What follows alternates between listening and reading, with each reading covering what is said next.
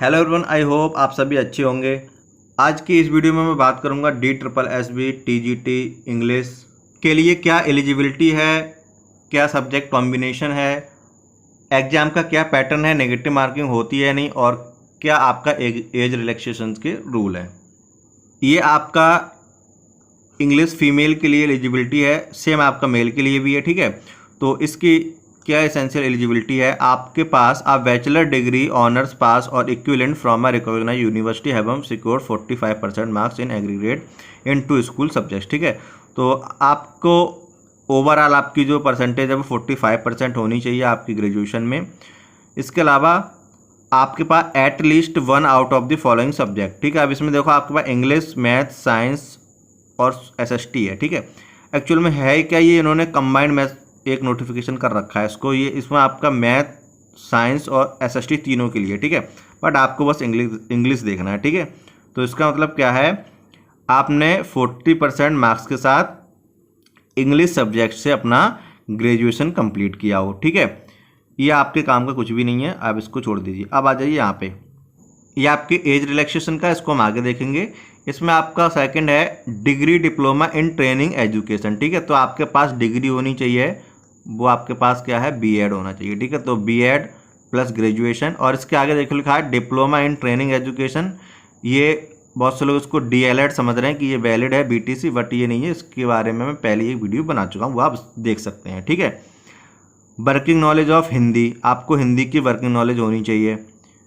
Fourth आपका है should have qualified CTET from CBSE, आपको सीटेट पास होना चाहिए CBSE से, बट इन्होंने जूनियर और प्राइमरी के कुछ भी गिवन नहीं है। ठीक है, बट हम एज अ कॉमन सेंस इसको ये मानते हैं कि यहाँ पे वो जूनियर की बात कर रहा है। ठीक है, क्योंकि ये TGT की भर्ती है तो ऑब्वियसली जूनियर की बात करेगा, तो यहाँ पे आप मान के चलिए जूनियर सीटेट। ठीक है, तो आगे है आपका इसमें at least 2 years during the graduation course, मतलब आपने अगर 2 साल भी ग्रेजुएशन में इंग्लिश पढ़ी है तो आप एलिजिबल हैं।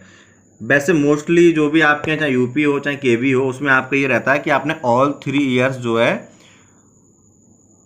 आपने अपने ग्रेजुएशन में इंग्लिश सब्जेक्ट को पढ़ा हो। लेकिन इसमें DSSB में कुछ साल पहले तक यही था, लेकिन अब इसमें चेंज हो चुका है। अगर आपने 2 ईयर भी पढ़ा हुआ है इंग्लिश को तो भी आप एलिजिबल हैं। ठीक है, इसमें आपका एक ये पॉइंट है वर्किंग नॉलेज ऑफ हिंदी। ठीक है, तो वर्किंग नॉलेज ऑफ हिंदी का मतलब है कि आपने 8th क्लास तक हिंदी पढ़ी हो, ये आपका मस्ट है। ठीक है, तो आपकी जो क्वालिफिकेशन हुई ग्रेजुएशन तो सबका होगा ही इंग्लिश से। ठीक है, अगर 2 साल भी पढ़ी है वो भी एलिजिबल है। ठीक है, तो ग्रेजुएशन में किसी का ऐसा सब्जेक्ट है कि वो SST का भी रहा हो और इंग्लिश भी रहा हो, तो वो SST और इंग्लिश दोनों के लिए ही भर सकते हैं, या इससे ज़्यादा सब्जेक्ट का भी कॉम्बिनेशन है, मान लो हिंदी का भी रहा है तो वो 2 या 2 से ज़्यादा सब्जेक्ट के लिए भी अप्लाई कर सकते हैं। ठीक है, इसमें ऐसी कोई बाउंडेशन नहीं है।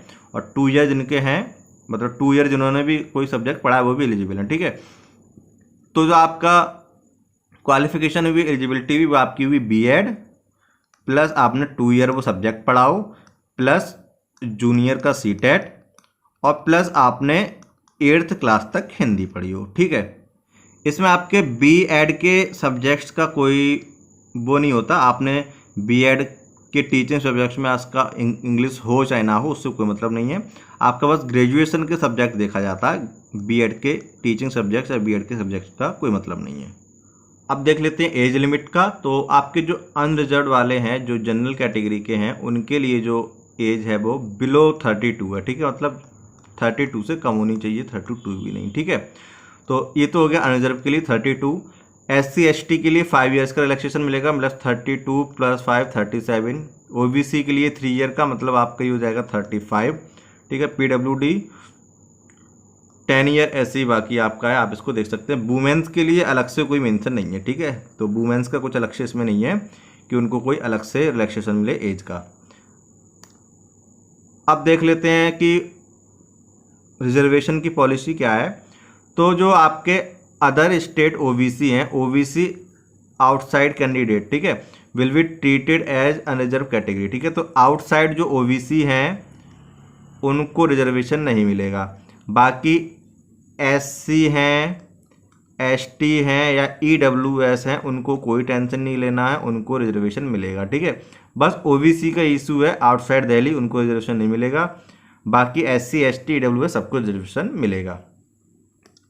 अब देख लेते हैं कि आपका एग्ज़ाम पैटर्न क्या है। तो आपका इसमें केवल एक ही एग्ज़ाम होना है, टीयर 1, ठीक है। इसी से आपकी मेरिट बनेगी, इसी से आपका सिलेक्शन होगा, कोई इंटरव्यू वगैरह कुछ भी नहीं है DSSS, TGT, PGT और PRT तीनों में ही, ठीक है।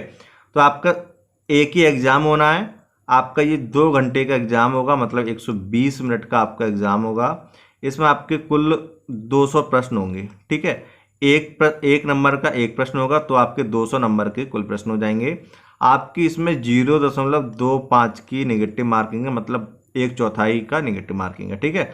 माइनस हो जाएंगे आपके मार्क्स। अब देखिए सिलेबस आपके इसमें 2 सेक्शन होंगे एक ही पेपर में, सेक्शन ए और सेक्शन बी। सेक्शन ए में आपके 5 भाग हैं, general awareness, general intelligence and reasoning, arithmetic and numerical ability, Hindi language, English language, ठीक है। तो आपके टोटली 5 हो गए।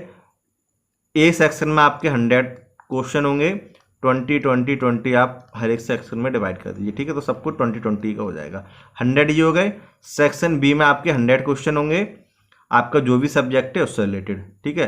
यहाँ पे टीजीटी की बात हो रही है, तो टीजीटी में आपने जो भी सब्जेक्ट है आपका, हिंदी, इंग्लिश, संस्कृत, बंगाली, पंजाबी, जो भी आपका सब्जेक्ट रहा है, जिस सब्जेक्ट के लिए आप टीजीटी में अप्लाई कर रहे हैं, उससे आपके 100 क्वेश्चन होंगे, ठीक है। अब बात कर लेते हैं कि पासिंग मार्क्स क्या है। तो जो अनरिजर्व वाले हैं उनके लिए पासिंग मार्क्स है आपका 40%, जो ओबीसी वाले हैं उनके लिए है 35%, और जो एसटी वाले हैं उनके लिए है 30%, ठीक है। इसमें भी एक कंडीशन है कि आपको ये जो 2 सेक्शन है ए और बी दोनों में अलग अलग होना है, मतलब इसमें आपके 100 हैं, तो जनरल वाले को कम से कम 40 इसमें लेके आना है और कम से कम 40 ही इस बी वाले में भी लेके आना। तो 40 80 हो गए, कम से कम दोनों में लाना। अगर मान लो इसमें तो उसने 50 ले आया, इसमें उसके 35 ही रह गए, टोटल हो गए 85, लेकिन फिर भी वो पास नहीं होगा, क्योंकि दोनों में अलग अलग होना, पास होना जरूरी है, ठीक है। ऐसे ही ओबीसी के लिए 35-35, एससी एसटी के लिए 30-30 दोनों में लाना मस्ट है, ठीक है। नेगेटिव मार्किंग आपकी है 2.05 की। तो आई होप आपके अब सारे डाउट्स क्लियर हो गए होंगे, और अगर आपके कोई भी क्वेश्चन है तो आप मुझसे नीचे कमेंट बॉक्स में पूछ सकते हैं।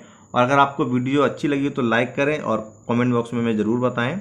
अपने फ्रेंड्स के साथ भी इसको शेयर कर देना, एंड पहली बार आए तो हमारे चैनल को सब्सक्राइब करके ज़रूर जाना।